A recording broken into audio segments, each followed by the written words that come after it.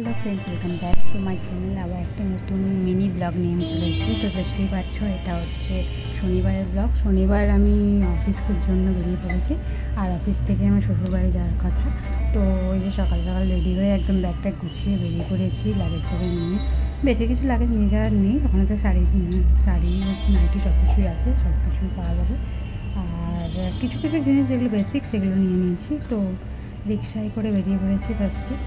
আর আমার বাস ছিল 5:30টায়, কিন্তু একটা প্রবলেম হয়ে গেছিলো। যে বাসটায় আমি প্রতিবার যাই সেই বাসটা সেদিন চলছিল না শনিবার। তো আবার অনেক ফোন করে আমার বরাবর অন্য বাসে সিট বুক করিয়ে আবার একটু তাড়াতাড়ি বেরিয়ে আমরা চলে এলাম। তো বিকেলের দিকে খেয়ে দিয়ে অফিস থেকে সবার কাছে পারমিশন নিয়ে বেরিয়ে পড়েছি, দেখতেই পাচ্ছ।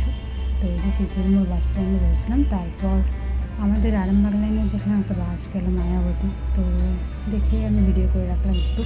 তারপর বাসে সিট বুক করা ছিল, তো ওই যে বাসে উঠে সিট বুক করে চলে এলাম গৌড়াতে নেমে আমার বড়ের দোকানে। তো ওই দেখতেই পাচ্ছ নিগম ফিশ ফিড সেন্টার, এটা গৌড়াতে আমার বড়ের দোকান।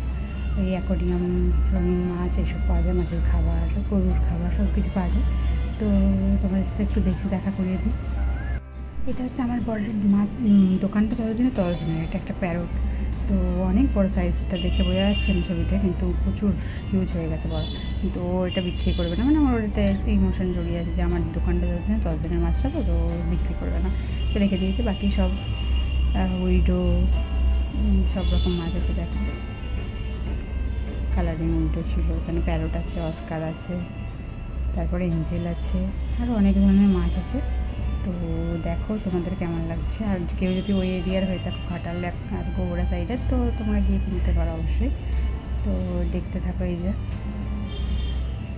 তারপর আমি একটু ওদের সাথে খেলাধুলা করলাম। তারপর সন্ধ্যে হয়েই গেছিলো। তারপর ও একটু কাজ ছিল বলে আর একটু পরে দোকানটা বন্ধ করবো। তারপর দোকান বন্ধ করে আমরা বেরিয়ে পড়লাম। তো আসার সময় একটু খাওয়া দাওয়া করেই এলাম, ফুচকা, তারপর এগ রোল, মোমো সব একটু একটু করে টেস্ট করে চলে এসেছি। আইসক্রিম এসব খেয়ে দিয়ে তারপর বাড়ি ফিরলাম যখন, তখন প্রায় 9টা বেজে গেছিলো রাত। এই যে দোকানটা, এই যে খাওয়ার সাথে তখন সব কিছু ক্লিপস নিতে পারিনি। তো কেমন লাগলো অবশ্যই জানি, ভালো লাগলে লাইক, কমেন্ট, শেয়ার, সাবস্ক্রাইব।